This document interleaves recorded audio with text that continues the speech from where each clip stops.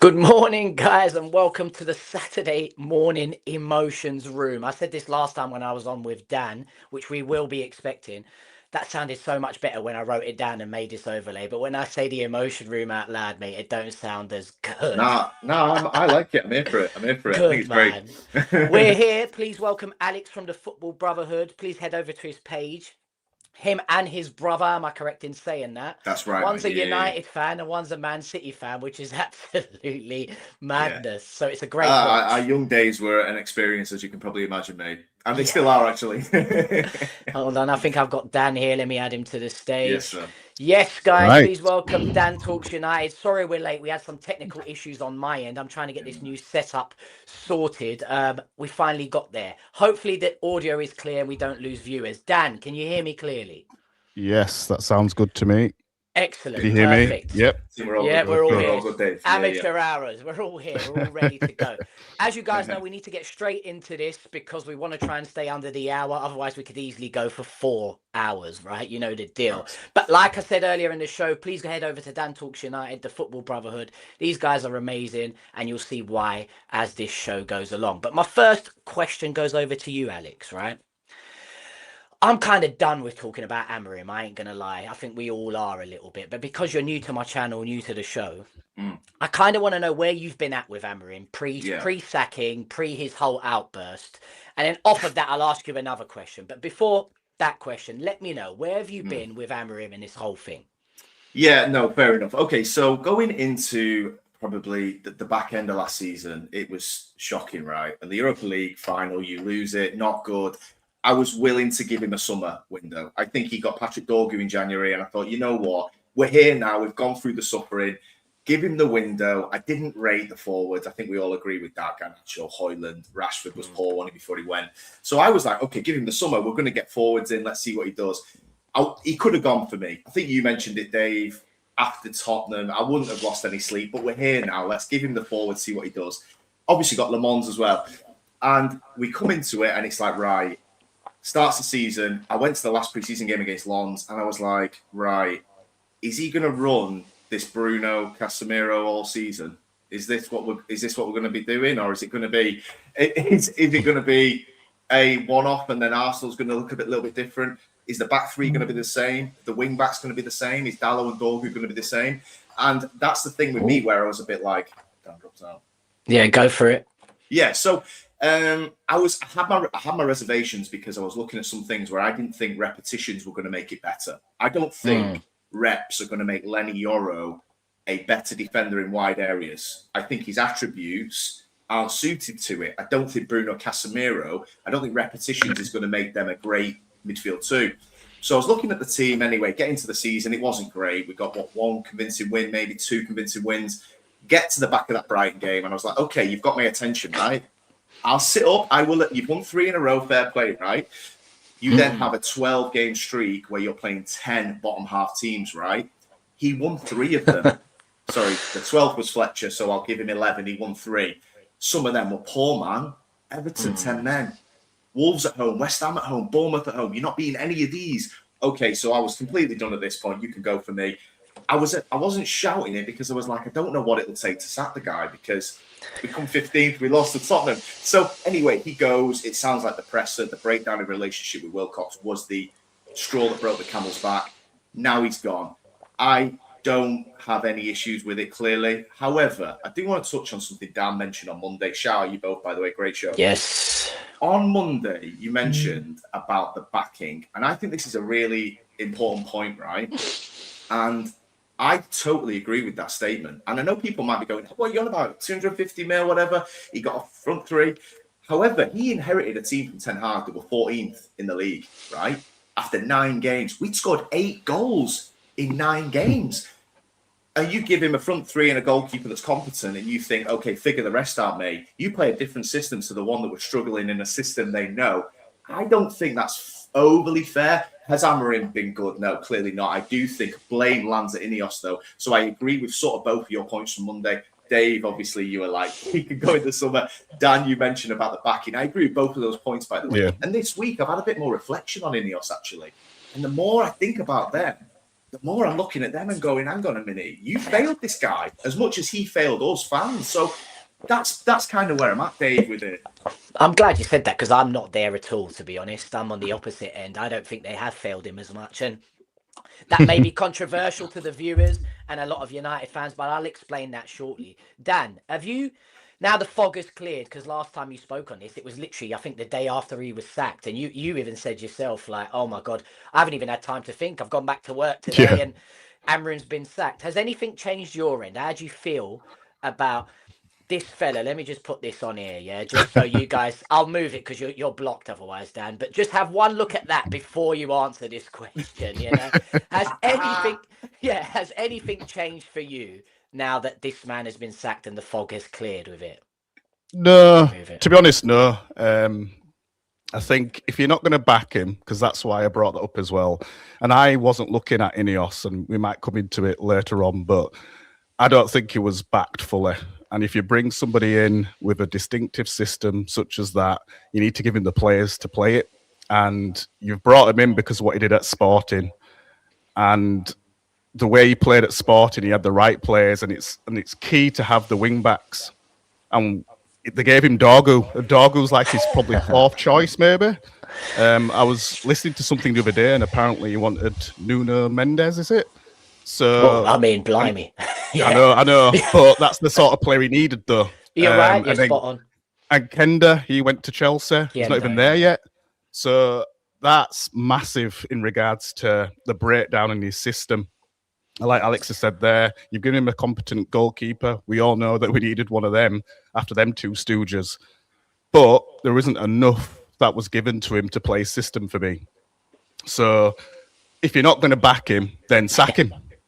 And obviously he must have got to a point where he got so frustrated with the January window because they've obviously clearly said to him that you're not going to get the players that you want. Mm-hmm. And even when they're going to back him, they're going to give him Semenyo. Now, we all probably wanted Semenyo, don't get me wrong, for our own reasons. But for his system, did he need Semenyo? He was going to be playing left wing back, wouldn't he? I mean, how you? I don't think Semenyo wanted to play there. I don't think Semenyo wanted to play there. Sign a player ahead of Man City and say, "Listen, mate, you're going to play left wing back." Yeah, exactly. I mean, and you want to sign players with the right attitude that says, "Yes, whatever you want. I just want to play for Man United." I get that, but truthfully, you've got Man City there, you've got Man United there, and even though we all think Man United still has an allure, and everyone still wants to play, who wants to play left wing back and work? Not there. Run an extra 3K a game, you know? Not if the best coach in the world says, I'm going to play you in your preferred position at a team that wins stuff. Why would you come to Manchester United? And don't get this wrong. Amorim is got blame as well because he should have won more games. And I think Alex has touched on that as well. There's certain games he should have won. I keep talking about Everton, for example. You score 4 goals against Bournemouth, you should win that game. Yeah. You should win against West Ham because they were in poor form at the time. So these are not excuses for him. So you didn't have the right team, I get it. But as a top coach, you should find a way to at least get positive results. So for me, the time was ticking. The defensive stuff, I totally agree with what you're saying there. I think the defensive stuff was unbelievable to me. The goals conceded, he's been here 15, 16 months, right? He could not stop the bleeding with anything. People talk about the defensive changes. The reason he's subbing defenders is because he couldn't find anything to stop the goals going in. Well, I think when he got sacked, we were on pace to concede 58, 59 goals this season. At one point, it was 60. Like, we were scoring. He got 3 at the back. Yeah. We were scoring more, but he was conceding like crazy, and he would love a defensive substitution, no matter what was going on in the game. It would wind me up. But the reason things have changed, not changed for me, but now the fog has cleared, I feel a bit let down by the man. And I'm not talking about results. I'm not talking about, yes, of course, all of that plays a part. And let's be honest, Ineos probably wouldn't have been so quick to sack him despite his outburst if his results were better. You know what I mean? That's fact. Yeah, you wouldn't have been there. Yeah, you wouldn't be there. Why I feel let down by the man is because he took over, right? And you guys know my journey. I thought he was awful. No manager bounce. I would have sacked him after Tottenham. You all guys all know this. As you said, Alex, I saw improvements. And when I saw the adjustment in formation, and that coincided, I don't know if you guys saw it, with him coming out and saying that he would have changed 75% of what he had done at the start. right? Yeah, no, I remember that. Him saying that obviously can look bad and make him look inexperienced, but there's nothing wrong with that for me.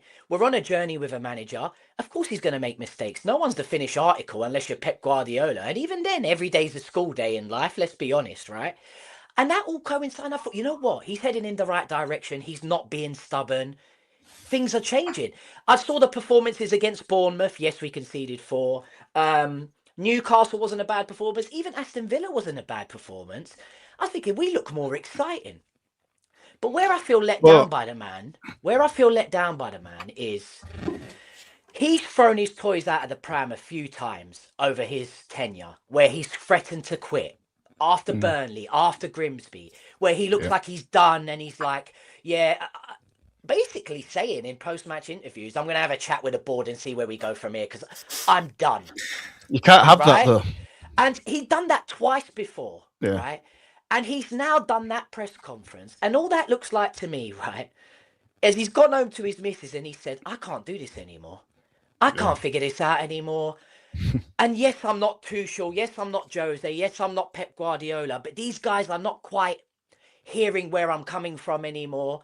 And rightfully so, by the way, guys. I'm not being funny. Wilcox, and I said this on the Monday show, Dan, Wilcox could have quite easily said to him, Alex, you know what, this isn't working, mate, you're sacked. But instead, he said to him, is there a way we can not change the system, but can we maneuver this? So he's giving him a chance, right? Do you see what I'm saying? Yeah, I totally hear you. I think that it was done when he agreed to tweak the system against Newcastle, right? He agrees to tweak the system. We keep a clean sheet, okay, but we were short-handed up top. So I accepted a 1-0 win, right? We got over the line. We got a clean sheet, second of the season, right? I think we've only had a couple. And when he changed it back for the Wolves game, that felt to me like he wanted to go 3-4-3 to get a cheap win, right? I'm going to go back to my system and I'm going to beat Wolves. And then I could come in a presser and go, it's not just the 4 at the back. You can see we've beat Wolves. It backfired. You're spot on. He actually tried to prove a point against Wolves. I agree with you, Alex. And the point never worked, right? I actually think as well, he tried to... I'm not saying the manager of Manchester United wanted to lose the game against Newcastle. I think looking back, there's an element there. If we lost against Newcastle, he would have gone into that presser and gone, there you go. Back 4, still lost. And then he went, so that didn't work. We won the game, which you might think bit backwards. Going to Wolves and Leeds, by the way. Leeds was obviously the 8 defensive players and stuff like that. But Wolves was the one for me. It was ego. It was everything about it. I agree. I agree. I'll get the cheap win. I'll go in a presser and say, you're slagging my system off. We won in a back 4. We won in a back 3. Backfired. That was over right after Wolves. It was over.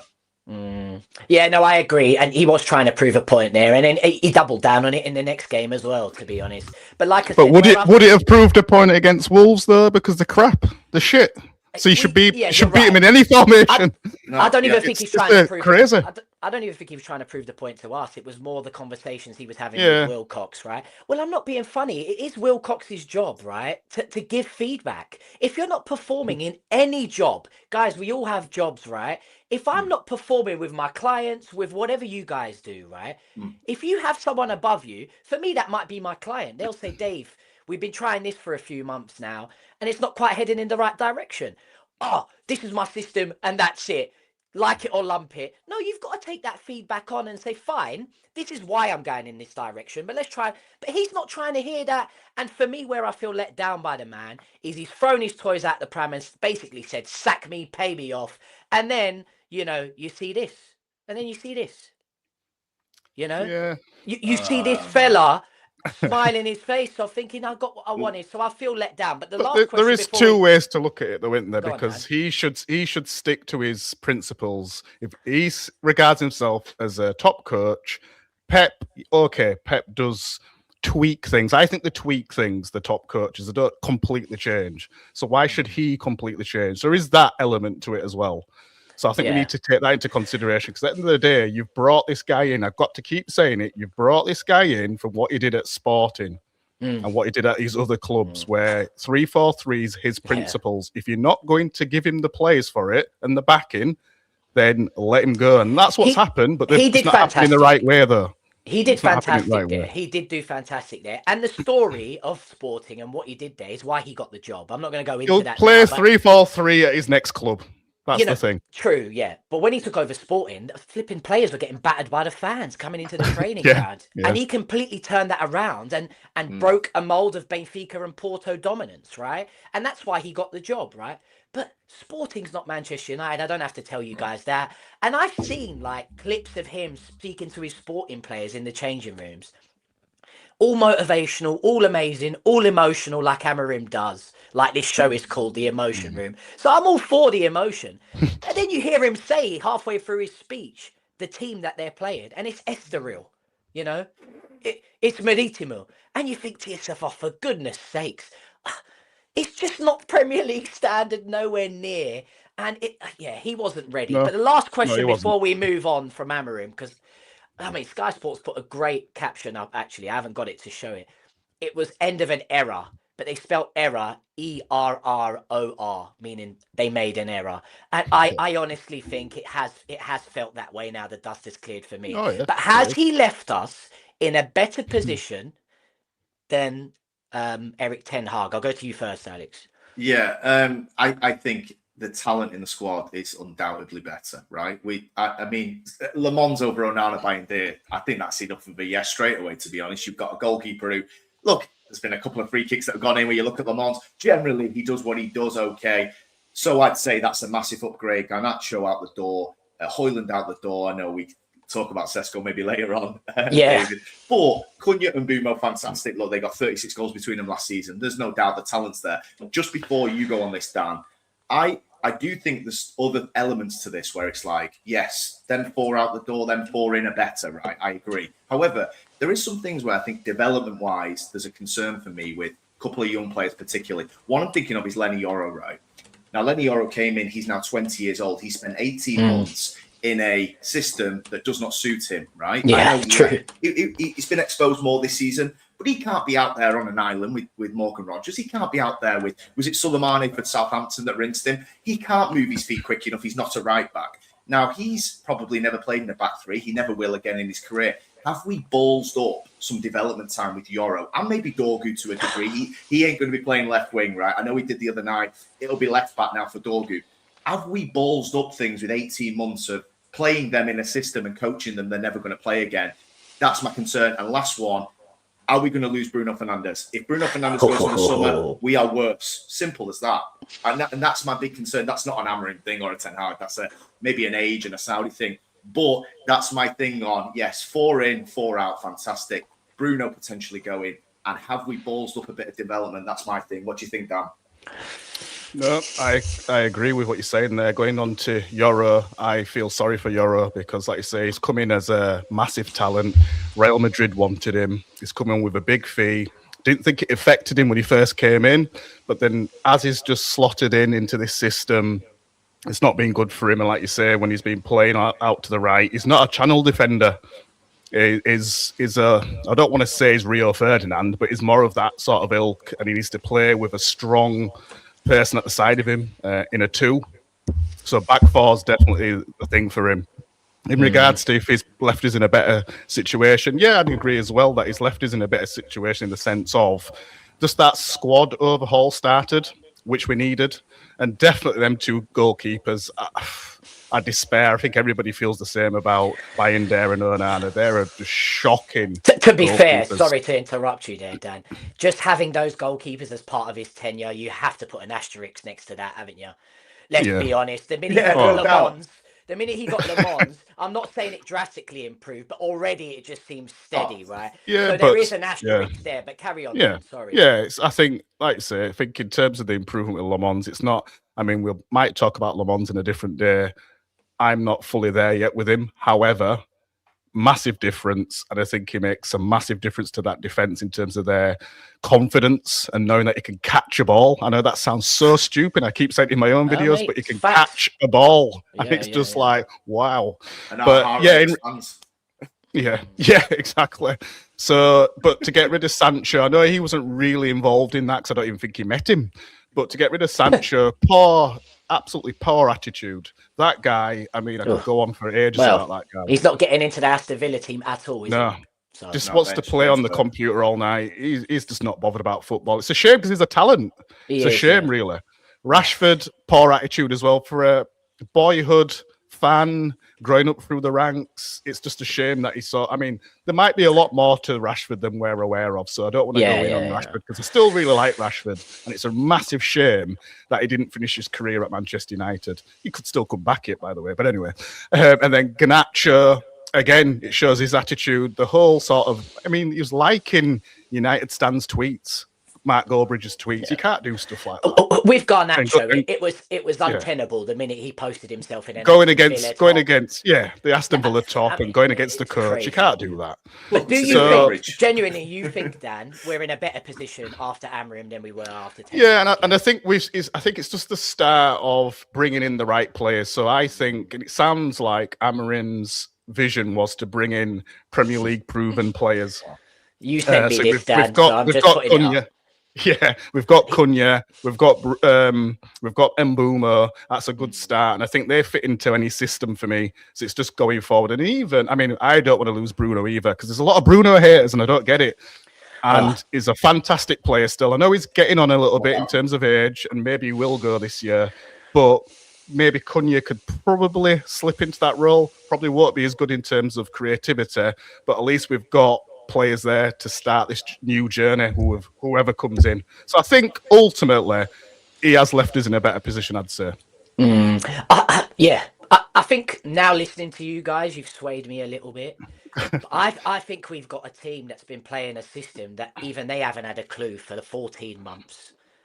Yeah, I think they're bang out confused, our team. I think you think we've got a bit of a undoing the 3-4-3 mess. Sort of what I took from with Yoro and Gorgu. Yeah. Forget on paper. You guys are talking about on paper, and you've swayed me a little bit on paper. We have a better team, and maybe we've got a few better attitudes in the team. But all counts, though.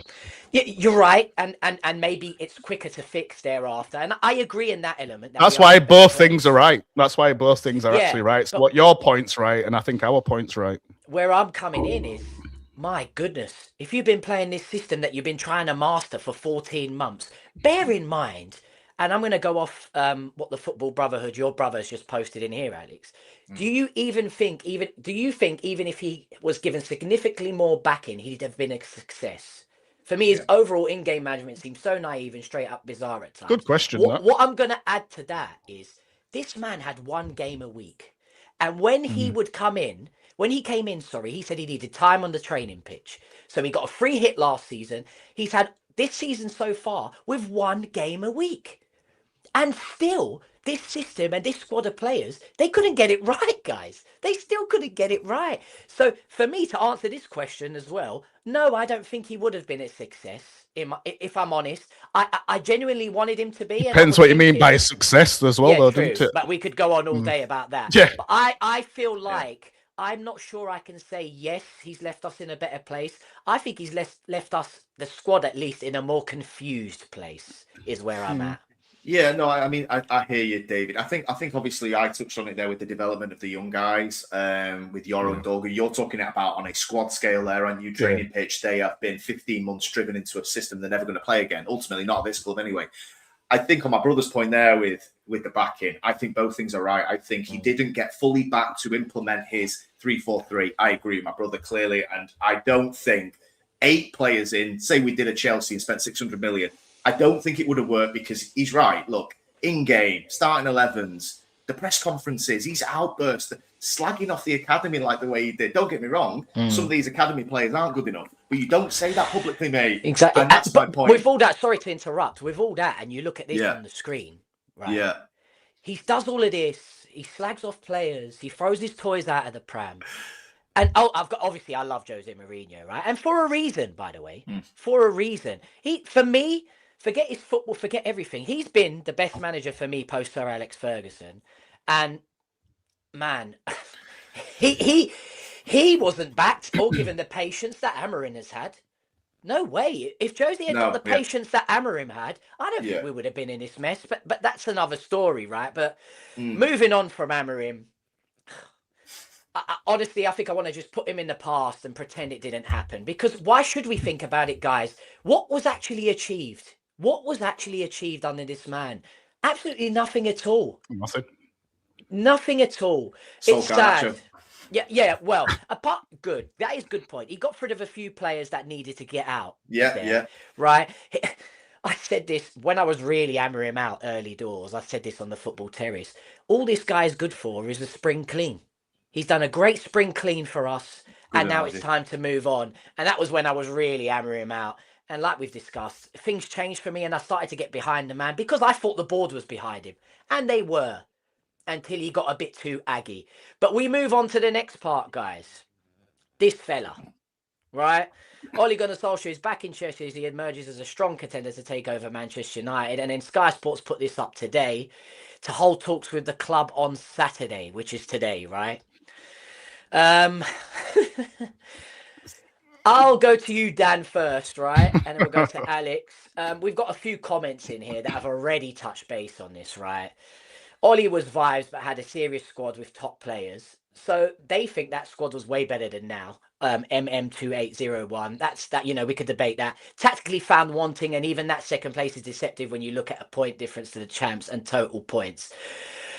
Before I go to you, Dan, weirdly, my first initial feeling is I think Ole can do a better job with this team than Amorim can. And that is scary business. That is scary business, but go for it, Dan. You tell me, how do you feel about Ole? Yeah, I've thought about this so many times that I've changed my mind a lot. And I think initially, when it was said, I thought what you've just said there, that he'll come with the vibes. Oh, this sounds so stupid. It's Manchester United I'm talking about, come with the vibes, but that's where we are, unfortunately. But yeah, I think he'd come back, he'd get his arm around the shoulder of players, he'd give him a lift, give him a boost, he'll tell him just to play their game. And I think he could get by doing that. But I've still got this thing about, do we go back to an X and an X that's done us wrong? Because we've got to remember that how he finished. And I can't get past that Watford game, for example. When he went back to Norway and we thought he was going to get sacked then, and he came back and he took more games, and I just thought it was really bad. And there was fans at the ground obviously wanted to back him because he's a legend, but we all wanted him out in the end. And I just think, has he learnt enough to come back and do things differently? But he's been sacked in Turkey. I don't know if he had any other jobs. Yes, he did great in Turkey. No, he probably wouldn't get another Premier League job. But yet still he's going to get the job. I know it's only a caretaker role, but he's going to get the job at Manchester United. And I know we're still a big club in its aura and its stature. And we've got to be, I don't think we should be going back to Ole for that reason. And like I said, I could have probably stomached it more if he was coming back with Carrick, maybe, because it's almost like that's, it's like his relationship counselor. Going back to an ex, it's like you wouldn't go back to an ex when they've done you wrong. And then you're thinking, but would you take them back if you had somebody supporting it and you had Carrick who's a coach and because the thing is, Ole doesn't coach, so who's he going to come in with him? Who's going to bring in with him? Yeah, last time he had Mike McKenna's Phoenix, he had McKenna, he had Carrick on the training field. Obviously, McKenna's at Ipswich. Carrick's more of a number one now, so does he want to be a number two? Yeah, I just don't see it. So for me, I think if it was out of the two of them, I'd actually probably plump for Carrick, purely because I feel. I mean, I didn't watch him at Middlesbrough, I'll be honest, but I only hear reports that he did decent, probably got sacked in the end anyway, but it's a much of a muchness, isn't it? I just don't think it's just two ex-players that haven't really done much in the game that were just clutching at straws here. I think obviously we might go on to managers that we might go for, but for example, I've seen reports saying Glasner, I mean, they keep changing, don't they, in the standings, but they're saying Glasner's right at the top of the list, and it's like, well, get him now then. Why are we pissing about? Yeah. I just, like you say, I'll end on this. I'll think Ole could come back in and bring the vibes. And if he could get that front three going like he did with Rashford and Greenwood and Martial, that was exciting. I'm not going to lie. I watched clips back of that and I thought that was exciting. It was fast. It was flowing. It was one-touch stuff here and there. But I don't think Mbeumo, Cunha and Sesko are the same. I don't think you've got the same speed. And just because that happened back then doesn't mean he's going to do it again with these three. So I'm skeptical on this one. Yeah, I'm saying no to it personally. Before I go to you, Alex, I just want to pop this up on the screen. Sorry again, Dan. Every time I pop this up the screen, my ginger beard blocks your face. Yeah. So I'll take it off briefly. I think, look at this, guys. Look at this. Yeah. Wow. Nearly halfway through completing the player under 30 turn post bogey interim manager. We just need some defenders. I need to add, well, I was just about to say that. And when I sent this to Dan earlier in the week, we can add Johnny Evans there because he's going to come in as a coach, apparently. Okay. I mean, it's embarrassing, isn't it? It is embarrassing. But before I go to you, Alex, you know what's irked me the worst? How have we not given Roy Keane a chance?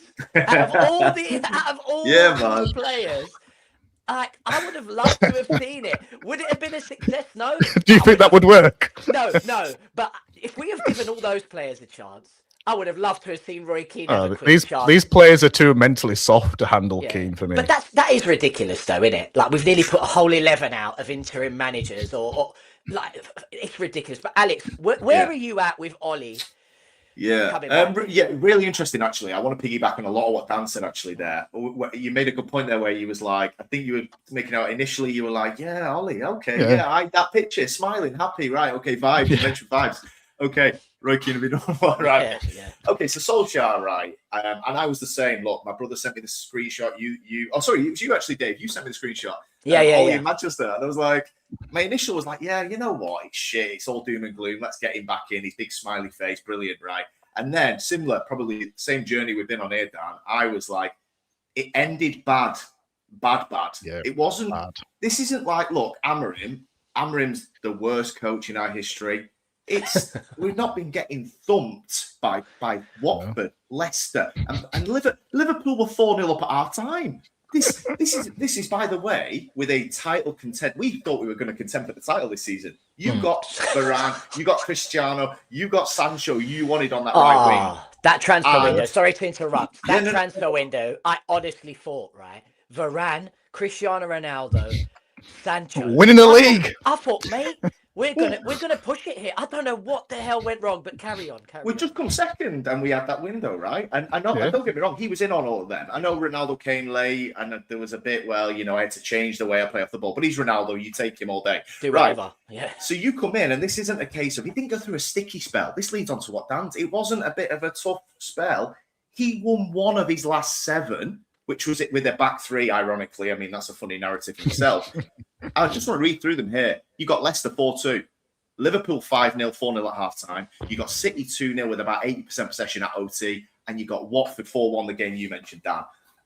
What I want to talk about is just very quickly here, I don't want to go down memory lane too much here. That Liverpool 5-0, that came 3-4 days after a Champions League game against Atalanta, where we played a front 4 of Ronaldo, Greenwood, Bruno and Rashford. And we got decimated by Atalanta. They were 2-0 up in half an hour. We did win the game because Atalanta collapsed and Cristiano got a late goal. But what does he do at the weekend? Scholes came out before that game. Don't be playing that front 4 against Liverpool. What did Ollie do? He ran it back. And we were 4-0 down at half time. It's almost as if I can't get over that for me personally. And look, I've sort of zigzagged on this, probably similar to what Dan said. And I don't know what you think, Dave. But honestly, I'm against it. I'm against it completely. And just before you go, David, go for it. I want to talk about best in class. You guys, great show again. You spoke about best in class, and I've got to be honest, right? I know we might get to the permanent coaches in a minute, but you spoke about best in class. Is Ollie and Carrick the best 2 options right now to get Man United 4th? Because 4th is on the table. We can talk about, is the squad fucked from, bad coaching? Is the fixture list going to be unkind? You've got Arsenal City coming up. We're 3 points off 4th with the worst coach in our history playing a system that fits no one.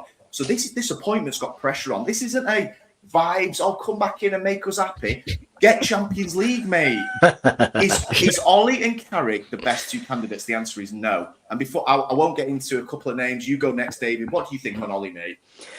I think initially, like what Dan said, when I saw it, I was like, yeah, I need a good feel vibe because Amorim has been awful. And I'm going to go off of this comment, whoever comes in after Amorim, I think the bar is so low.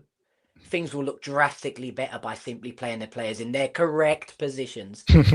What, to the other night?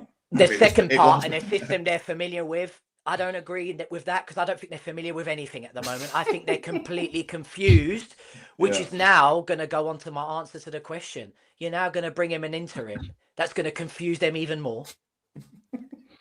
Right? To then go in the summer and get another coach that says, no, ignore Amorim, ignore Ole or whoever it is. Now we're going to do this.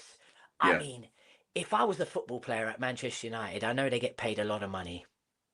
Or if you're a player from the outside looking in, you would think to yourself, this is an absolute shit show. Like, this will wreck my career going there because they don't know whether they're coming or going. No. And where initially I was like, you know what, bring Ole in. Hopefully he can just string. How many games was it that he went where he got the job? It was crazy, wasn't it? It was like, I don't even know. It was a crazy start to his tenure as in 10 out of 12 wins, was it? If he can replicate that, it gets us Champions League. Oh, it does, right? And that puts us in a great place for the next manager. And initially, I think that's what the board are thinking, right? Yep. If he can replicate that, hit the ground running, that bounce, then wow, that's a great appointment, if I'm honest. But where I'm skeptical with it is we're going to confuse these poor sods again. They're already a confused bunch. I mean, Luke Shaw, right? How he's still playing for Manchester United, right? I'm not going to go down that lane because he's been good this season. He's stayed fit and fair play to him. How many systems, instructions has this fella learned over the years? You know, it's just an absolute mess. And I think you're right. We need to go get best in class now.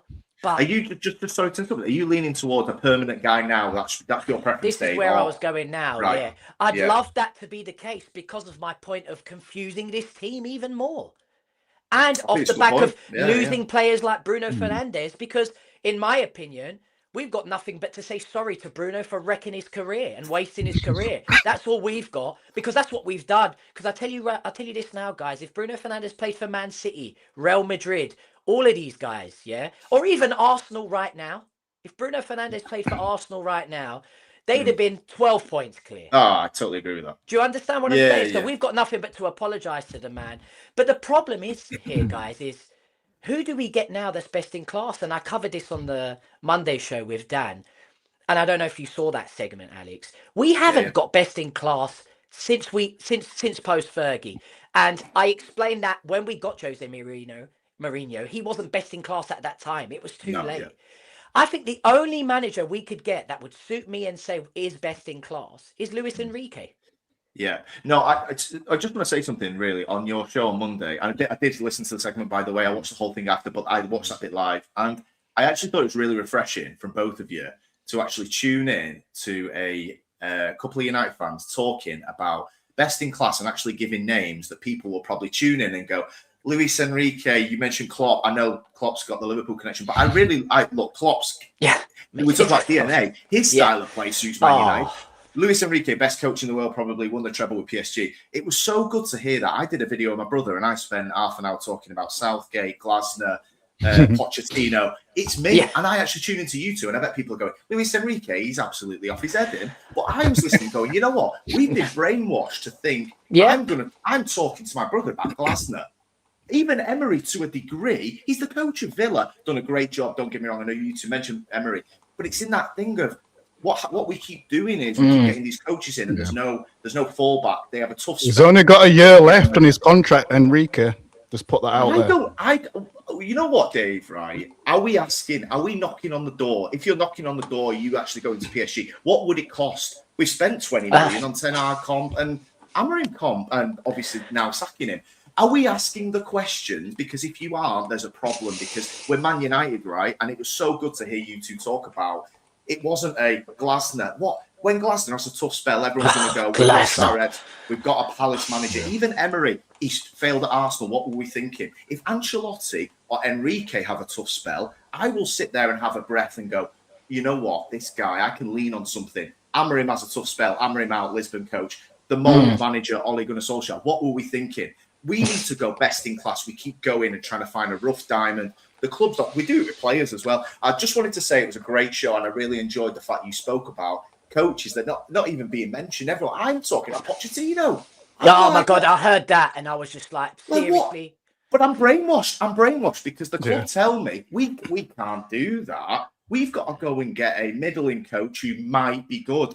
And I thought it was great to listen to you two. Yeah, So I mean, thank you, I appreciate it. But people listening to me say that, and I'll let you come in now, Dan, but people listening to me say that think I'm crazy. My backing behind that was that there is still that thing where the next manager to get Man United back to winning the Premier League will be put up there on a pedestal with the Fergies, with the Pep Guardiolas, with the Ancelottis of this world. And for me, Luis Enrique, for example, won the treble at Barcelona. And when I say the treble, that's the league, the cup, and the Champions League, the official treble, not some, B-Tech treble, official treble, right? He's done the same with PSG. Wouldn't you be Luis Enrique? Slap 70 million down, and some people said that's crazy money for a manager, yeah? You slap 70 million down on Højlund, 70 million down on Sesko, right? Slap 70 million down to Enrique and say, listen, mate, imagine you win the treble with 3 different clubs and one of them being Man United. I mean, I think we can get him. And before Pep Guardiola disappears and Man City go and get him or someone like that, because we've been slow on getting Pep. Fergie had that dinner with Pep, didn't he? And it didn't materialise. We should have got Pep then. Klopp we could have got, right? But we didn't, right? I don't want to sound like, everyone, the shoulda, woulda, couldas when Ronaldo became famous and everyone was like, we could have got Ronaldo. I don't want to sound like that. But I think it's time we went and got these managers. But Dan, I think you were more like Glasner and the Unai Emery, these sort of guys, because you don't think Enrique's realistic and these guys are realistic, do you?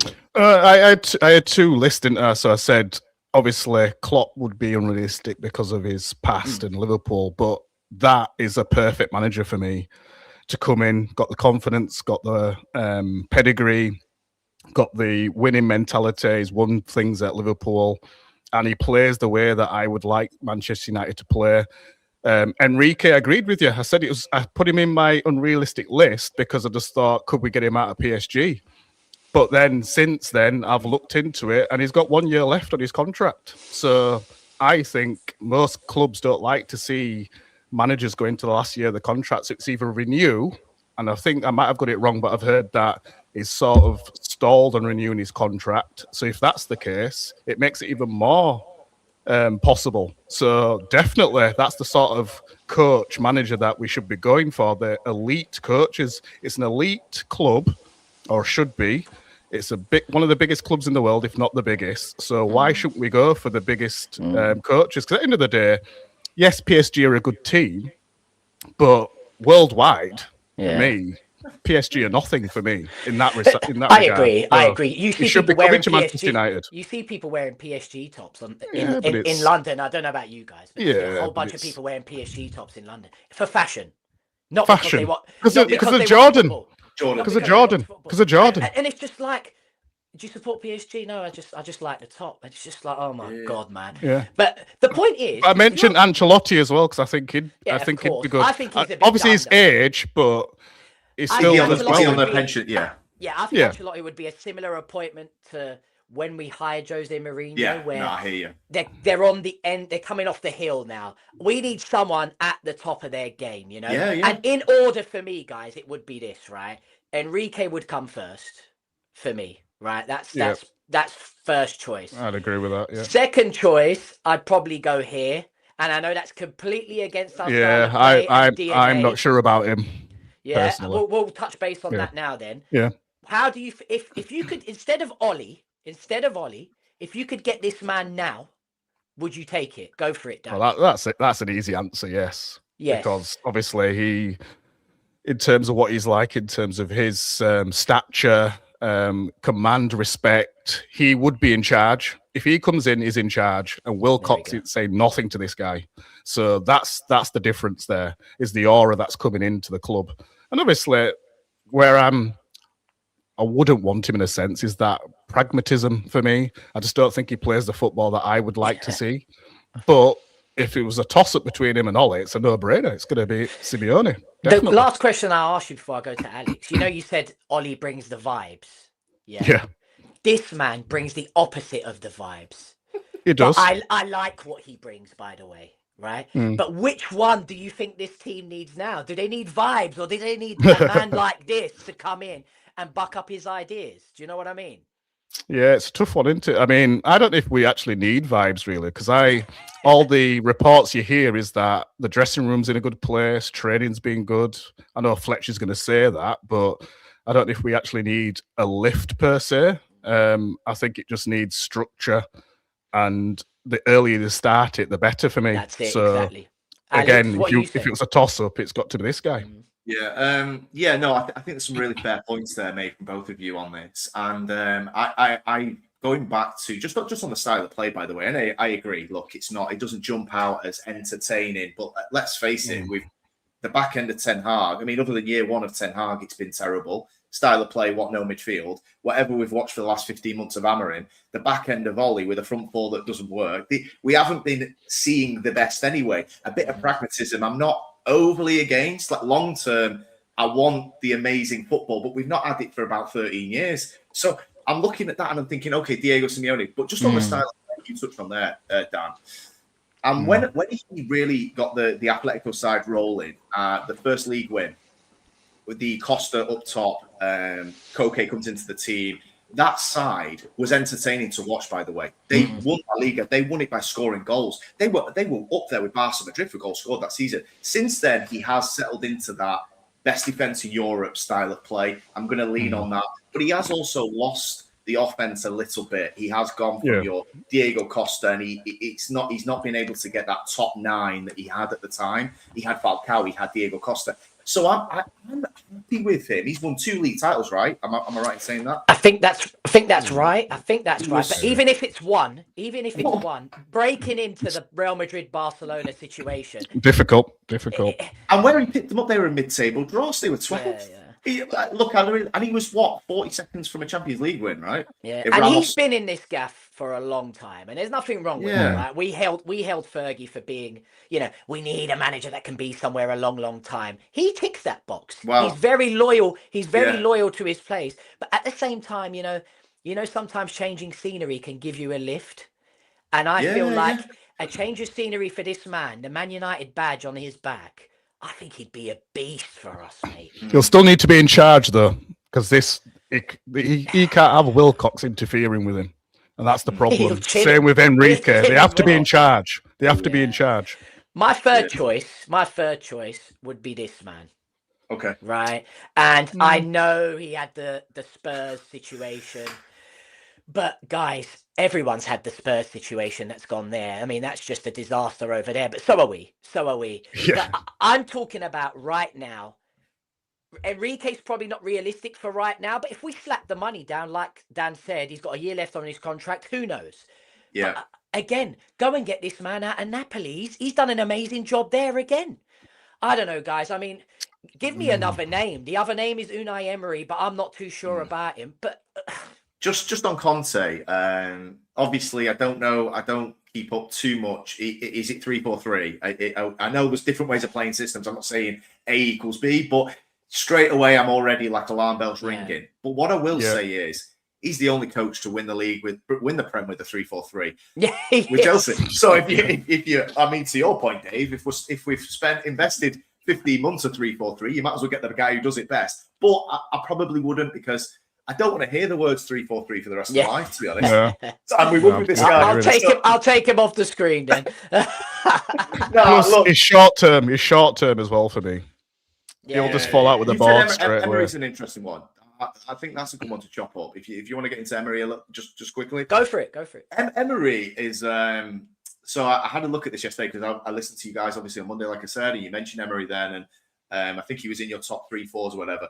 And I get it. Look, it's an obvious. He's done an amazing job with Villa. It's still in the category of tough spell, Emery out. It will be that, I guarantee it. And even we can't take a breath as fans. It's not us. United fans, we're desperate for success. And we're going to go, I guarantee he'll lose 6 out of 8 games in his first year or whatever. And we'll go, why the hell did we get a guy that failed at Arsenal? Which he did. He got sacked into year 2, by the way. Turning Villa into a team that comes third, fantastic job. Shout at him, by the way. For sure. Yeah, thanks for that, Christian. Yeah, but no, so that's where I'm at with Emery. Fantastic job. It's more his work in Spain for me. Spain looking. Oh yeah, I mean, well, yeah. Was it Villarreal? Was he the? His CV. He's done well with. He's done well with low-level teams. Is that in Spain, is that him though? Yeah. Is that him? I will get the most juice out of a team that's 8th, and that, I'm not saying. Look, I'd be more willing to see if Emery does it at a big club that's not United, and then we go get him then. But to your point, Dave, that won't happen because we'll still be looking for our rough diamond. That's my thing. Where let Emery go and prove it again somewhere else at a bigger club than Villa, and then go and get him. But I know that's not how United works. So maybe. Yeah, I mean, like I said, I think getting Ole in will cause confusion. Yes, it brings the vibes. And I think, like I said earlier, they're looking at it as if he can have the impact he had last time, forget the ending of his tenure when he got the job. Forget that part. Focus on what he did when he got that bounce. If he can emulate that bounce again, then we're in the Champions League. And then getting the managers we've just spoken about might be even more realistic. Don't you agree, guys? But I want to not finish, but before moving on to the next subject, Dan touched on it earlier. Wilcox getting involved. And Dan, you actually sent me a video that I wanted to put up here, but I couldn't get it up. And it was Wilcox on some sort of a stage doing some sort of a podcast or interview. And Wilcox was basically saying that, you know, at heart, he's a coach. And at heart, he really loves the coaching side of the game. And he thinks, he said it out loud, out of his mouth. And again, Dan sent this to me, so I've got to shout out Dan for it. That sometimes he gets a little too involved with the managers because he's got good knowledge on the game. And when he said that, it's not a good look, right? After what's happened with Amorim. Also, for whoever wants to take the next role, seeing him say that is tough. But where are you at, guys? And I'll go to you, Dan, because you're the one that sent it with me. Don't you think they need to get involved with managers? They need to have communication with managers. It can't just be do what you want. Yeah. But no. That wasn't the point for me. The point for me is that he said it himself, that you could tell on the stage that he knows himself that he's going too far. So what I meant by that is, yes, as the sporting director, initially, again, let's go back to Amorim just really quickly. You've brought Amorim in for the 3-4-3.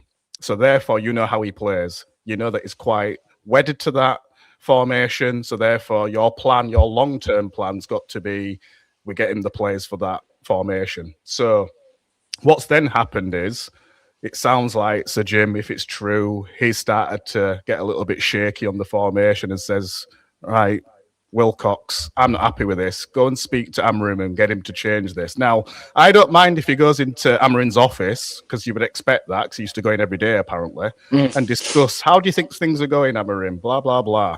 How do you think this 3-4-3 is working? Can we tweak it a little bit? I don't mind that too much, but I think it's gone too far to the point where Amorim's obviously then gone crazy on him. And it's got to the point where he's then been sacked. But I think, for me, if you bring a coach in, you know what system he plays, you've got to leave him to pick the players, do the formation that suits his system, and leave him to it. Yes, you come in if things aren't going well, you start to talk about how can we make it better. That's and Amorim must have said to him, January's here, I need this player, this player, this player, this player. If then he turns around and says, I can't get you that, then that's where the problem is. Before you move on from that, I think Amorim would have got more of what he wanted had the results been better, guys. Like, ultimately, if you keep asking for things and you're not delivering any results, like, I go back to it, whatever you guys do for a living and what I do for a living, if I'm not delivering some sort of results, or at least a pathway to results, I can't keep asking for more money. I can't keep asking for more tools, because eventually it's going to be like, mate, you know what? I've got to slow down on giving you tools, and you've got to start showing me a little bit more, or at least be a bit more understanding towards conversations of, can we change the system? But I hear your point, Dan. These managers need tools, right? But what happened to the days, guys, where managers have to improve players? I mean, did Amorim, and this is a random question here, guys, I don't want to spend too long on it, but did Amorim improve anyone? Help me out here. Did he improve anyone? I suppose you could say he played Diallo more than the predecessor. Did he improve Diallo? I mean, he put him out of position and he did okay. I mean, is that... But you weigh all of that up. You signed a fella more players. You sign him Sesko. We're going to go on to Sesko next. The minute the man's gone, Sesko scores 2 goals, right? Coincidence, maybe. I feel like this man hasn't improved anyone. He's played 60 to 70% of the team out of position. So I'm not here to be on the Wilcox train, but I kind of, now the fog's cleared, see where he's coming from, by the way. And to answer my own question, I think he's less likely to get involved with the next manager if he sees where things are going. Does that make sense? Do you think it's... Yeah, no, it definitely does. Do you think it's a reflection on how blatantly obvious it was that Amorim needed to be flexible? It's more of the conversation with Wilcox, I agree, isn't... You don't love the micromanagement, but it's more a reflection on Amorim for me, where it's like, dude, this is staring you in the face. Tweak something, or we're going to lose weekly. Yeah. But Dan's right. You've hired the man to play the system, right? And he's made a mistake. They've made a mistake. They made a mistake employing him in the first place. It's as simple as that.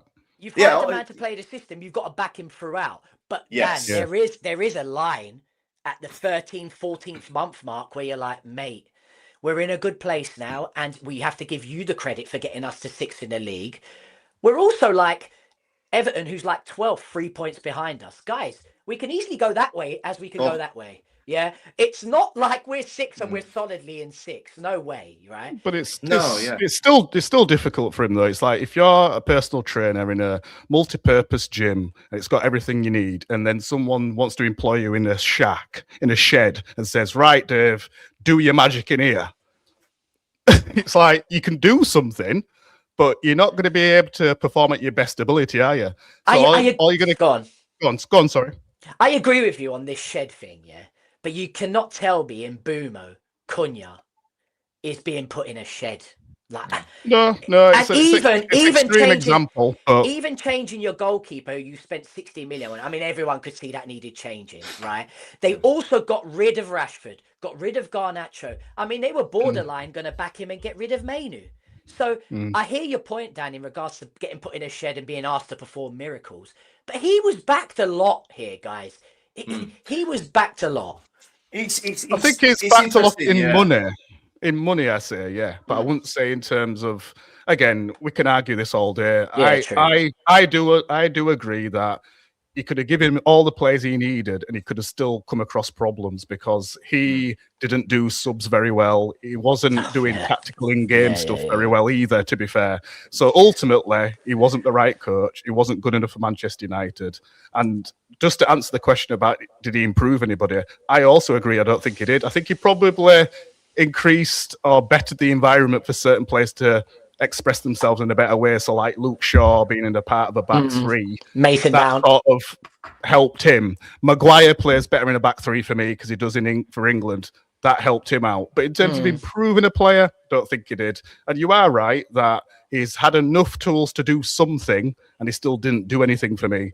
And we can always go back to some of those games that he should have got better results from. So ultimately, I think both sides are right. I think he wasn't backed enough, but at the same time, if you're meant to be a good coach, you should have got better results. And you are right as well with Wilcox that, yes, his job is to make sure that he checks in with the coach and just sort of discusses things and tries to improve things. I get it. But Wilcox himself admitted that he goes too far and he can't do that with a top coach because they just won't have it. You're right. You are right. Before you come in, Alex, I want to move on to the next question. You can kind of go with, you've kind of answered it anyway. You don't think he's improved anyone either, do you? Really? No, I don't think he's improved anyone. I think there's definitely a balance to it, and I think the problem you've got there with Wilcox, people are going to go, you shouldn't be micromanaging your manager that you went and got and said, implement your brilliant system here, and I get that, but I also think it's a reflection on.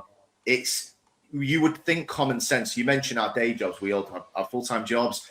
And if something's not trying, you try something different. If that's failing, I'll do something slightly different. Try other things. He was not doing that. So to your point, and I liked what you said before, Dave, about he approached it in a way of, I'm not going to sack you like 99% of the fan base want.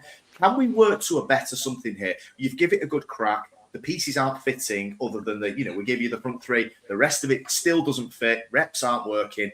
Can you tweak it? And then we obviously had the Newcastle Wolves debacle, which was the end, obviously. So I don't think he's improved anyone in a short answer. No, I think Diallo, he got a good relationship with Diallo. He got him to play right wing back. So I think he must have done something right in that instance. But Ten Hag just didn't fancy Diallo. I don't think he improved him. I think he just played him. Yeah, I mean, we just had a chat coming here, but we could spend another. Look, we've already hit the 59-minute mark. You know, look, we could spend another flipping. Greenwood is going to double it. It was a crazy one, and what a player he was. But you know, listen, I've got a daughter, so I don't want to go into all of this. You know, but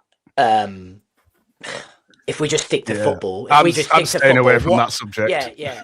If we just stick to football, what a flipping player he was, right? But United were in a tough position there, and I can't go against what they did, really. And then, you know, after what's happened, he's back with his girlfriend. They've had kids ever since. You know, hindsight's a crazy thing. But like I said, I've got a daughter, and I don't want to go into this. But it is a valid point in regards to Greenwood. It's done wrong, and we've done right, and leave it there. That's it, exactly. I do think it's a shame, though. Just on that, we won't go into the details. Yeah, go for it. The frustration for me is that we're a club that invests heavily in the academy. Dave, when we actually connected about last summer was on Chido Obi. And the academy, and this amazing academy, and he's the one, the talent that guy had. He's the one that came out, and I was like, this guy's legit. I'm happy with this guy playing. He can play, man. Chido Obi and Jack Fletcher and these guys. I don't want to have a go, by the way. I sound like Ruben here. But Manchester United was built on playing good academy players, not just anyone. And that's the point I'm making, and the frustration. Look, he did wrong. I echo exactly what Dan said. Yeah, for sure. Let me put this up here. I don't want to get you guys' face blocked out. It's about Sesko. That's why I've put this up, right? But I know Dan's blocking the full screen there, but it says there was a disagreement because he didn't want Sesko. Yeah. And I'm not here to discuss whether Sesko was what Amorim wanted or didn't want, because as we kind of said earlier, let's move on from that fella. I'm fed up with him, right? Sesko, he scores 2 goals. Right, and 2 great goals, by the way. You know, Mark Harris put in a comment here. Kone should be Bruno's successor. I did want to see Kone have a game, but we're not going to go into that. But Bruno with an amazing assist. I mean, old school Pro Evolution Soccer assist into Sesko. What a finish, guys! Where are we at with Sesko here? Do you think he kicks on from here? That thing I've just put up on the screen, it was obvious Ruben Amorim didn't fancy him. He was playing Mount ahead of him as a false 9, Cunha ahead of him as a false 9. Is Sesko, do you think he kicks on from here, guys? Do you think he scores goals from here? Let me know. Go for it, Alex. I see you're ready to go for it. No, I didn't want the signing. Let's just go back to the actual signing. I do agree with Ruben on this. I think it was a mistake. You go in on Rasmus Højlund and you put 74 million into him, and he'd scored 9 goals in Serie A, give or take 9 or 10. Project, another potential that we have to. Apparently, we develop talent at Man United with top premium fees. He comes in, typically flops, gets really bad last year. He couldn't control the football, couldn't score, obviously. To then go and think, right, okay, Benjamin Sesko, they talk about data and stuff like that. He got 13 goals in the Bundesliga, slightly better than Højlund. Although the Bundesliga's got a bit of catfish to it, right? We're seeing a big one in Merseyside right now, right? And we've had similar. To then go, right, another 60, slightly less, I guess, but you get rid of Højlund and go and get him. And I was alarm bell straight away, because I'm thinking, well, if he gets 13 goals in the Prem, is that good enough? Because we're Man United.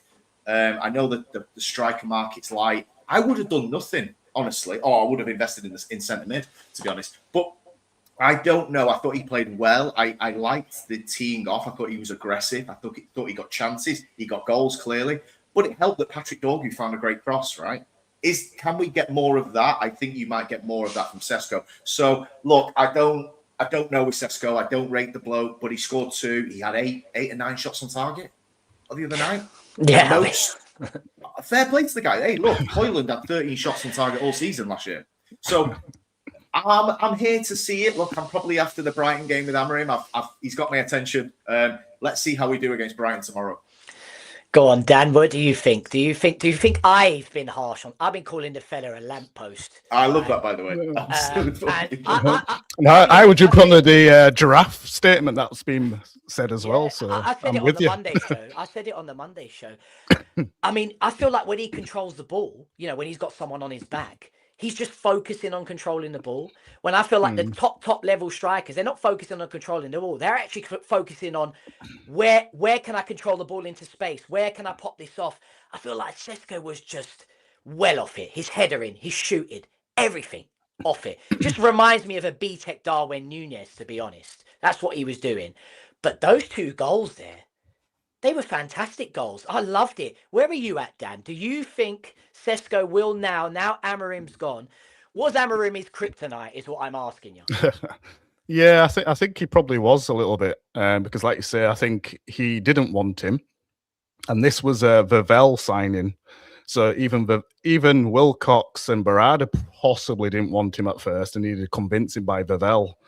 So in a sense, nobody in the club really wanted him other than Vavell for me. But anyway, putting that to one side, I think he had a slow start because, again, Amorim didn't want him. You've talked there about Mount being false nine and all that sort of stuff. So straight away, his confidence would have been low there. But I still go back to what I said before, and I probably said it on the Monday show, that I know it was only 2 games, but he was starting to score, and then he pulled him out of that next game, and it halted him again, and then he got injured and what have you. What I can say, though, I did quite like his performance against Liverpool, I think it was. And I felt, we went direct and it was a bit crap, but it shows that he's not one of those players that's tall but can't use his height. He can actually use his height. He has got a bit of strength. He just needs a bit of confidence. So those 2 goals gave me a lot of confidence in him, to be honest, because they're both striker goals. And when I've said before that he don't get enough chances, it was true. But then when he did get chances, he wasn't doing anything with them. But in this game, I wasn't happy with him in the first half because I was saying all this lamppost stuff and giraffe and all that sort of stuff in the first half. In the second half, gets those 2 goals. Then I'm thinking, okay, you've got my attention now. I'm sitting up now. I'm looking at you. Maybe get a hat-trick here. So I think if you could put balls into the box like Dorgu was doing and just feed him, I think he'll score. And whether he's better than Højlund, I think what it is with them 2 is that some of the stuff he's good at, Højlund's not good at, and some of the stuff Højlund's good at, he's not good at. And one thing I was impressed with, because on Sky Sports, he was saying the other day that when he did a run, I can't remember if it was for the goal or just one of his chances, he clocked about 11 seconds, 100 meters sort of thing. And I thought, that's quite fast for your size and everything. I didn't think he was that quick, to be honest. So I think if you could put it all together, speed, strength, holding up the ball, finishing his chances, why not? Yeah. But listen, I still feel we need another striker, though. Go on, Alex. I'm not saying sell him, but we need another striker. Yeah, no, I totally. The movement for both goals, brilliant. The far post, near post run for the Dorgu cross, fantastic. I watched Gyökeres the other night. He ain't got any of that. Højlund, he didn't anticipate. Højlund had no anticipation in the box. Saw a bit with Sesko. No, he didn't. I was like, no, he didn't. Even the Bruno run, look, shout out Bruno, man. When he went off, it went to complete shit. And that assist was fantastic. But the movement, the quick, sharp look at Bruno in behind, great finish. Yeah. So what I will say, Dave, the movement for me was something where I was like, okay, this guy could get chances. He got chances the other night. Yeah, man, I'm willing to see it. It's a funny one, right? I'm very much, maybe I'm just, because I'm new to this game and I'm just a regular fan that expresses emotion as and when you watch things. This YouTube space, and especially being on the football terrace, when you kind of say something, it's like you've got to stick to that. You have to die on that hill. No, you can change your mind. What I mean by that is, and otherwise you get called a flip-flop, you get called this, you get called that, right? I do not think Sesko's been good enough at all. But when you score 2 goals like that and show me something different, I'll be the first to be like, mate, I stood up and said, that's what we paid the money for, babes. I said to my missus, that's what we paid it for. Yes, what a goal. What a ball from that's me. I'm a fan. Regular fan. I'm not trying to be a Sky Sports pundit here. I'm going to be emotional. But if he carries on, I'll be the first to say, wow. You can't be blamed for what you said. Fair play to you, fella. Please carry on. And sorry to dig you out. It was obvious the system wasn't suiting you. Simple as, right? Yeah, you do well, you get praised. You do shit, you get criticised. That's it. It's like we're in a world now. It's like we're in a world now we can't criticize, you know. It's in a world of screen recording and screenshots where I don't care. I didn't speak to you, Dan, but obviously Dave, we text, didn't we, at half time? We probably had the same conversations. And you go on Twitter, it doesn't make everyone wrong. He gaffed chances in the first half. He didn't in the second. You get criticised, you get praised, but that's the way it goes, man. We got one more thing to get through. If you do need to rush off, guys, I understand because you've all got lines. But we got one more thing to get through. I'm going to pop this one up on the screen because I do want to quickly touch base on that before the final subject. How about Lacey when he came on and nearly put it top bins? I mean, oh my God. I mean, that would have killed Amorim as well, right? Yeah. That would have been bad. I mean, even him coming on and looking the way he did showed that Amorim was playing players out of position instead of playing Lacey there. I mean, it was ridiculous, but he looked fantastic, didn't he, guys, when he came on, right? It's refreshing to see. I mean, just not to jump in, Dave. Would you start him tomorrow? I would. I don't want to spend another half an hour previewing this game, but why not? Straight up question, I mean, he looked fantastic. He looked hungry. The second shot he had, I was like, oh. I've got to paint everyone with the same brush here. I think it was Mainu that had a shot. Yeah, it's just like, come on, guys, we're trying to get a goal here. Yeah, you can't just, we've got pressure here. Pick the right path. You can't expect that from. I don't know how old that Lacey is. I wouldn't start him, but I'd give him more minutes than he got the other day. Okay, hear you. Yeah. Yeah. No, good technique as well. I don't want to put too much pressure on him too early because you know what I mean. When a young player comes on and does that, everybody's like, "Oh, is the next thing? I think you just need to be a little bit chill on this one. It looked a good play to me, and it's nice to see a young player come through because I thought that were it for us. And I mentioned before, there's JJ Gabriel that's coming through. Yeah. I don't think we're going to keep him though. I just don't think we're going to keep him. Yeah. If we're the way we are now, I think he goes elsewhere. But anyway, he's not going to play him. Now, just not starting. Yeah, that's true. That's true. Last thing I want to finish on, it's not actually Man United, but it's quite controversial, and maybe it shouldn't be. Let me add it to the stage. What did you guys think about this? Did you watch this live? Listen, we love Man United, and yes, we've just spent an hour and 11 minutes talking about Man United, but we also love football, right? And what did you think about this? Before I go on, I'll shoot it over to you guys. Whoever wants to go first. Alex, go. I'll let Alex go because I didn't see it. I didn't see it, so I can't comment. Watched it live, yeah. Let me put you up so people can see you. Okay, yeah. Does that work? Steve? Yeah, I'm there. Yeah, okay, right. So I obviously you've heard the comments from Gary Neville about why did someone not go and drop Martinelli and take the red and stuff like that. This incident was what I'll say about it is it takes one to know one. And Martinelli, I've put this before you finish. Not to be harsh on you because I've just shown you an image of him being a madman. He has apologized. So I don't want to set you up here, Alex. Okay. But no. I did see that quote, but I appreciate that, Dave. Right, okay. So for me, I think sometimes in football, you know when somebody's seriously injured. I can't tell you what Martinelli's. He was quite close to the incident because he played on the left, and Connor Bradley's a right back. Live, I thought serious straight away. I've played football, not at the highest level, but I've played football. You guys probably played footy. And I think that when somebody's seriously injured. That was not time wasting. And this comes from Martinelli. Mate, just because you time waste and your side does it all the way through games, it takes one to know one. Bradley was not time wasting there. That was clear. He threw the ball at him before he tried to shove him. Look, I'm not being funny. When I have to watch David Raya time waste all the time, and you guys take 20 minutes to take set pieces because apparently whatever that does, I don't know. And now you're annoyed because somebody's seriously injured. I thought it was a joke, mate. And I totally agree with Neville. So I don't know what you guys think, but I was very, very pissed off with that. Yeah, did you not see it, Dan? No? I didn't see it. I've heard bits, but I just didn't see it. Yeah. In fairness to Martinelli, Connor Bradley does edge himself back on the pitch. Yeah. Right? But even if you're badly hurt, you've still got, and I like that about Bradley, seeing that, you've still got your team's best interest at heart. Yeah? You don't want your team to now concede because you've popped your knee on your own. You want to do your bit still and still be part of the team, right? So that's why he's edged himself back on the pitch. And I'm not being funny. If tables were turned, Martinelli would also edge himself back on the pitch, right? But I have to throw that out there to be fair, right?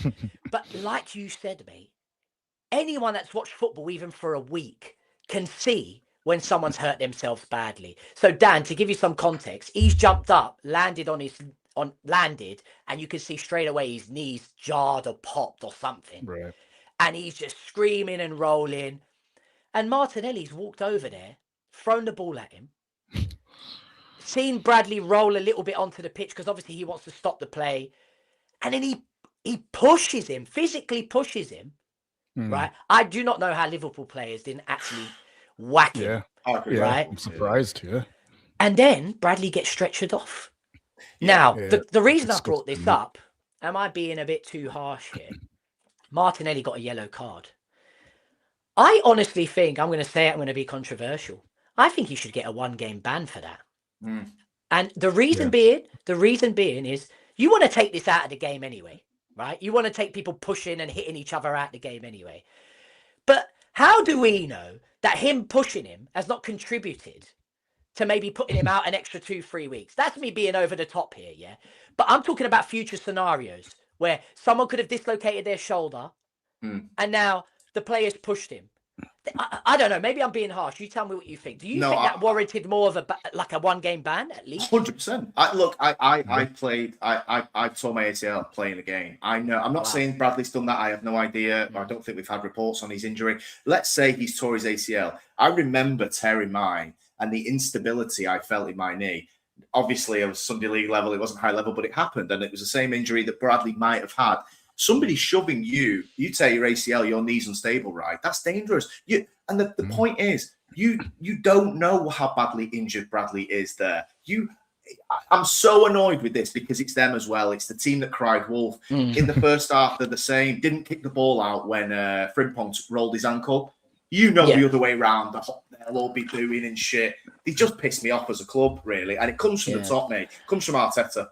Yeah, mate, yeah. I don't want to start going into Arsenal because I flipping hate Arsenal. That's a full ep. But for what it's worth, I agree with you. And I think there should be something retrospective. I don't know if they can. I don't know what the rules are on that. But that's disgusting, that. And I think if he's obviously really injured, for him to do that and he could have made it worse, I think he deserves a ban for that. But likewise with Kyle Walker on Dorgu, stamped on him.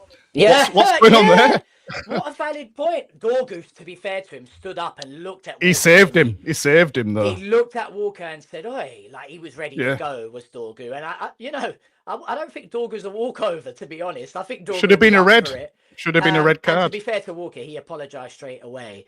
But I wanted to touch base on that, Gabby, because I'm telling you, Dan, if you watch it, it was disgusting. It was absolutely disgusting. And you see players push each other all the time, but you could obviously see the fella was hurt and then he's pushed him. Right, to finish, because we need to crack on. We're on 1 hour, 17 minutes, so we'll try and finish in the next 3 minutes. How do you feel about Brighton? It's a cup game. I think Fletcher's still in charge, right? Do we win, guys? Do we win? Whichever one of you. Go on, Dan. I'll quickly say that... because I said it in my preview video anyway. I was going positive. I think we'll win. I don't think we'll keep a clean sheet, though, because I think Brighton on the attack, I think they'll do similar to what they did with City. I think City probably thought they closed the game out, and they came out. I think even if they don't play well, they've still got a wonder strike in there, very similar to like Villa. So people like Matoma, for example. I think if Welbeck comes on, he always seems to play well against us as well. Good player, to be fair. And he's finished his career really well because he had a lot of injuries in the early days. So I actually went, if you want to do a score prediction, I actually went 2-1 to us and tried to be positive. And I think there's going to be still positive vibes with Fletcher. I think Fletcher's going to go for it, by the way. And I think he's going to make positive subs like he did against Burnley. And I think we're at home, we're at Old Trafford. We need to stay in this cup as well because it's FA Cup. It's a gateway into Europe as well if we mess it up in the league. So we have to win the game. It's a non-negotiable this. So I'll hand it over to you guys. But it is our bogey team. It is our bogey team. It is, but we beat them the last time we played them, though, this didn't is we? it. Part of the reason I started getting on the Amorim train a little more was beating our bogey team, right? Yeah. And I thought, do you know what? We usually get smashed 4-0 by these geezers. Yeah. And listen, that game was tight. We almost lost that game as well. You know, we started conceding it, going all crazy. Yeah, we did. So for me, them being our bogey team, it was a big deal, Amorim beating them. But where are you, Alex? Do you think? Yeah. Do you think? No, I well, agree. look, sorry to interrupt. Exactly. Someone's just gone in the chat. Amorim would beat Brighton. You see, it's a valid You're going to get that. You're going to get that, though. But go on, Alex. Sorry to no, that was, to be honest, that was Amorim's best performance as a coach, in my opinion. We were 3-0 up. I know that we let in a couple of set pieces at the end. No, I enjoyed that one. Okay, I think that, yes, we have to win. And I think we will win. I was impressed a little bit the other night. I think I watched a little bit of City because they kicked off at 7:30, and I staggered a little bit when it's half-time at United game. And obviously my brother, City fan, he told me about it. Them passing out from the back. I really hope that Fletcher United have done their homework on this. The risks they take. They tried to give City 2 goals. Yeah. Did you see the Bernardo Silva and the Cherky and Haaland chances? Playing out from the back, passed it straight to them, and Haaland missed. And I don't know how he fluffed that. Yeah, I don't know how they fluffed that. Bad shot. So I think, look, press these high off goal kicks. They do it every single play. Every goal kick, he ain't going long. So big opportunity, I think, at Old Trafford. The crowd's going to be up. Obviously, you know, big bad Amorim's gone. We've got Fletcher on the wheel. Look, I'm going to go. I'm going to go a bit more 3-2. I think there's going to be more goals, but I think we'll get the job done. Yeah. What about you, Dave? Go on, wrap us up. What's your prediction, mate? I'm completely dejected, to be honest, about this.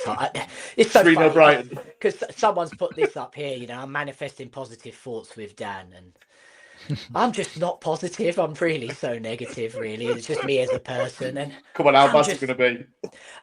I'm not so much about the game. I'm kind of like going to be watching the game, thinking about the bigger picture. Unfortunately, instead of enjoying the game.